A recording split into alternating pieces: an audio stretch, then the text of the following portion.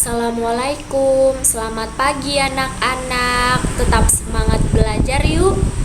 Sebelum belajar, persiapkan buku tulis kalian masing-masing dan tempat pensil berupa pensil serta pulpen. Mari kita berdoa terlebih dahulu sebelum belajar. Bismillahirrahmanirrahim. Rabbi jidni ilma warjukni fahma. Amin. Kita masih pada tema 1, subtema 2, memasuki pembelajaran keempat dan kelima. Kalian masih ingat dengan gagasan pokok dan gagasan pendukung? Mari kita bahas ulang. Gagasan pokok adalah topik yang dibahas pada suatu teks.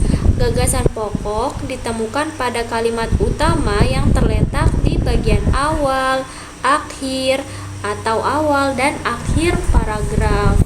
Sedangkan gagasan pendukung adalah uraian atau informasi tambahan pada suatu bacaan. Nah, kalian jangan lupa ditulis ya pada buku tulis kalian masing-masing.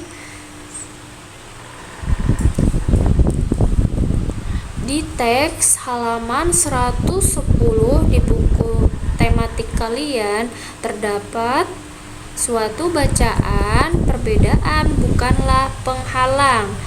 Di paragraf pertama, Ibu contohkan sekali lagi. Pada paragraf pertama, untuk isian di halaman 111 di kolom gagasan pokok, yaitu gagasan pokoknya kalian tulis pada kalimat terakhir kalian ambil. Menghias kelas merupakan tanggung jawab bersama. Bagaimana dengan gagasan pendukungnya? Gagasan pendukungnya kalian bisa ambil pada kalimat pertama, yaitu hari Minggu ini sekolah terlihat ramai. Gagasan pendukung kedua, hari itu semua siswa diminta datang ke sekolah untuk menghias kelas masing-masing. Gagasan pendukung yang ketiga, hari Senin akan diadakan lomba menyambut hari kemerdekaan. Begitupun seterusnya untuk gagasan pendukung keempat serta kelima, diambil dari kalimat keempat dan kelima. Pada paragraf kedua pun sama ya anak-anak. Untuk mengisi di kolom gagasan pokok dan gagasan pendukung di halaman 111 pada paragraf kedua, seperti yang Ibu contohkan tadi.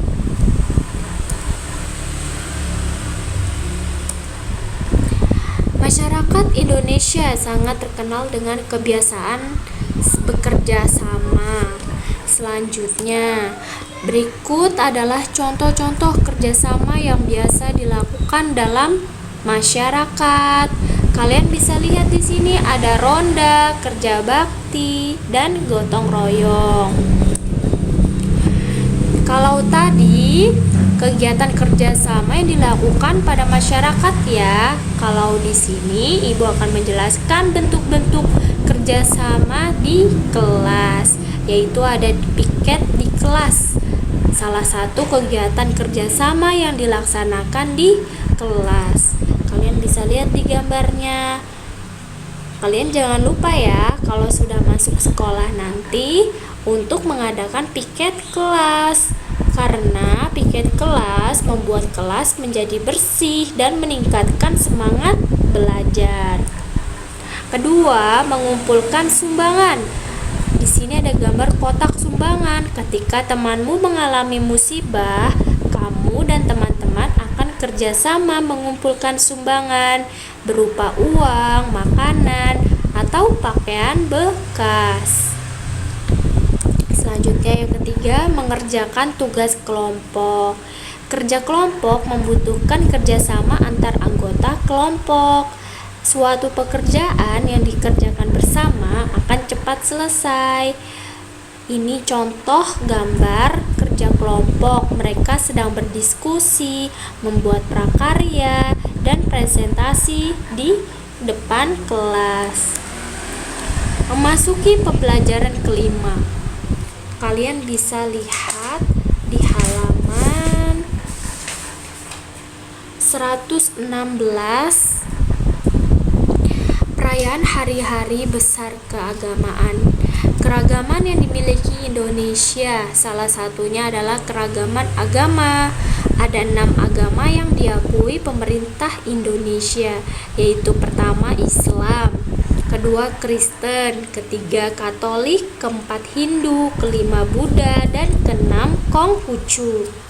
Di sini ada gambar tentang perayaan Hari Raya Idul Fitri, merupakan hari besar keagamaan umat Islam yang dirayakan setiap tanggal 1 Syawal penanggalan Hijriyah. Kedua ada Natal, merupakan hari besar keagamaan umat Kristen dan Katolik. Jadi diperingati setiap tanggal 25 Desember. Ketiga ada Nyepi, merupakan hari besar keagamaan umat Hindu. Ya, dirayakan setiap tahun baru Saka pada penanggalan Saka. Keempat ada Waisak, merupakan hari besar keagamaan umat Buddha. Di perayaan Waisak biasanya dipusatkan di kompleks Candi Borobudur. Ayo, siapa yang sudah pernah ke Candi Borobudur? Nah, kelima, tahun baru Imlek. Tahun barunya orang Cina. Ya, merupakan hari besar keagamaan umat Konghucu. Tahun baru Imlek dimulai dari hari pertama pada bulan pertama penanggalan Tionghoa. Pembagian angpaunya setelah sembahyang di kelenteng. Itu termasuk tradisinya ya, teman-teman. Nah, pada halaman 119 dan 120. Pada halaman 119, apakah kamu pernah mengikuti atau melihat perayaan hari besar agama di sekitar tempat tinggalmu? Buatlah gambar yang berkaitan dengan perayaan hari besar agama tersebut. Di sini Ibu akan kasih contoh Selamat Hari Raya Idul Adha. Di sini termasuk gambar yang berkaitan dengan perayaan hari raya agama Islam. Kalian bisa menggambar ketupat untuk Hari Raya Idul Fitri. Kalian tinggal tambahin dengan kata-kata Selamat Hari Raya Idul Fitri. Dan ada beduknya. Kalian bisa gambar beduk di halaman 119 tersebut. Nah, di halaman 120 kalian bisa isi dengan